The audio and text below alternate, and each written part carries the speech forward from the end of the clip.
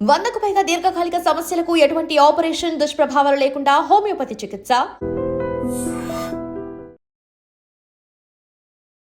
Welcome to IG. నేను ఉదయశ్రీ. అసలు hormonal problems అంటే ఏంటి, హార్మోనల్ ప్రాబ్లమ్స్కి హోమియోలో ఎలాంటి మెడిసిన్ ఉంది తెలుసుకుందాం. హోమియో కేర్ ఇంటర్నేషనల్ నుంచి డాక్టర్ అర్చన గారు మనతో ఉన్నారు, మాట్లాడదాం. హలో అండి. హలో. యా, ఈ జనరేషన్లో ఎవరు కూడా అంటే ఆన్ టైం పడుకోవడం కానీ లెగడం కానీ డైట్ అలాంటివి ఏం లేదు అసలు.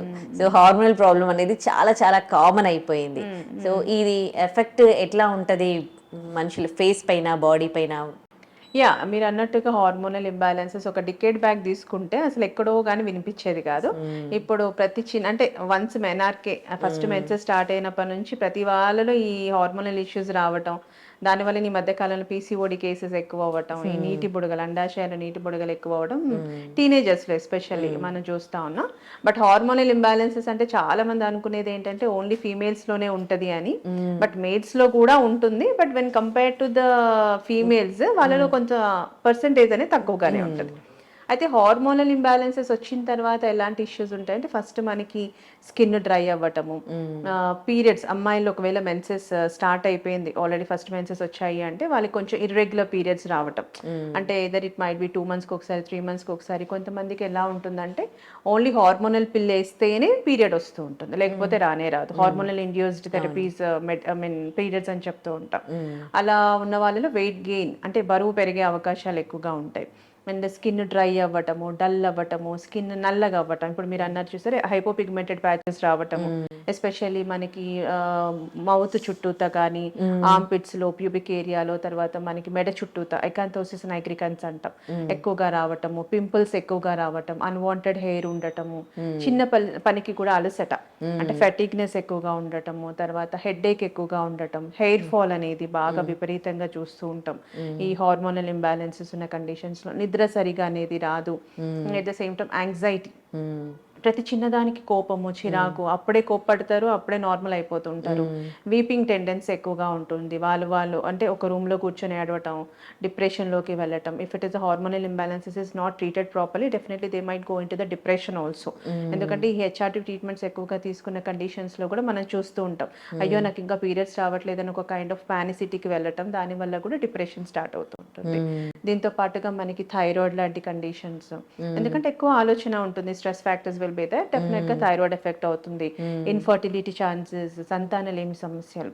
ఇప్పుడు ఒక 100 మంది తీసుకుంటే మనకి దగ్గర 50% of people are not getting the pregnancies at all. వచ్చిన తర్వాత మళ్ళీ కాంప్లికేటెడ్ ప్రెగ్నెన్సీస్ మళ్ళీ ఒక 10% ఉంటున్నాయి.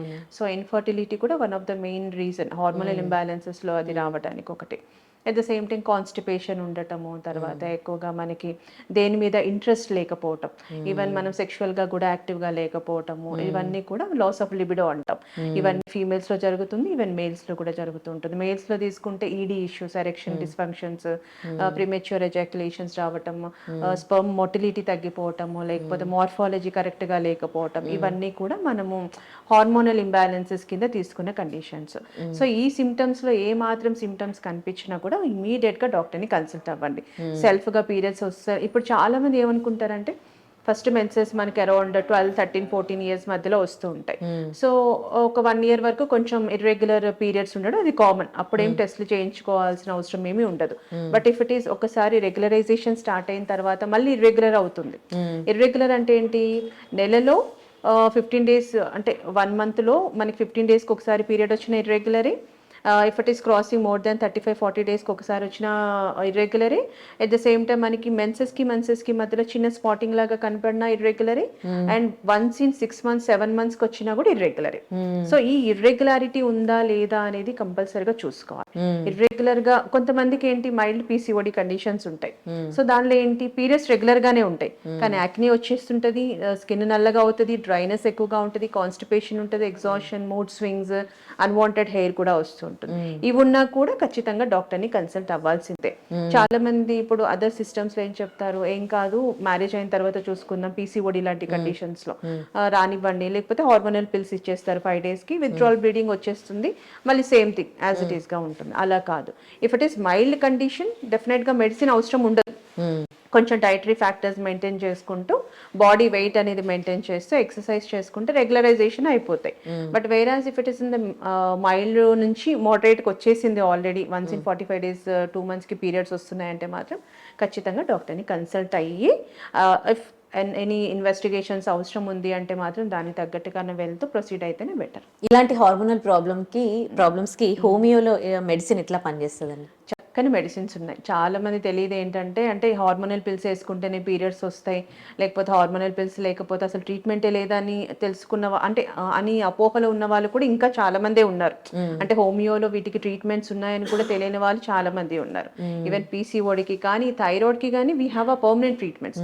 Even PCODs, IVF IUI fail అయిన ఇన్ఫర్టిలిటీ కండిషన్స్లో కూడా మా దగ్గరికి వచ్చిన వాళ్ళలో కూడా ప్రెగ్నెన్సీ పాజిటివ్ వచ్చిన కేసెస్ ఉన్నాయి.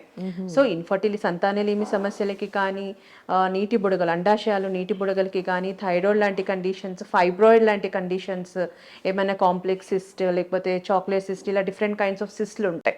లేకపోతే ఎండోమెట్రియోసిస్ కానీ, ఎడినోమయాసిస్ లాంటి కండిషన్స్కి కూడా హోమియోపతిలో natural medications, we don't give any side effect medicines ఏమీ ఉండదు. ఏది ఇచ్చినా చెప్పాను కదా, అంటే వాళ్ళ కాన్స్టిట్యూషన్ ని బేస్ చేసుకొని ఇస్తాం, which is a natural and plain medication. కాబట్టి వాళ్ళు చేసిన రెగ్యులర్ చోర్స్, రెగ్యులర్ వర్కౌట్స్ అన్ని చేసుకుంటూ హోమియో వాడుకుంటే పర్మనెంట్ ట్రీట్మెంట్ కదా. Right, thank you. Thank you. And for more videos, Please subscribe to iDream. Please subscribe to iDream. Please subscribe iDream. And please subscribe to iDream.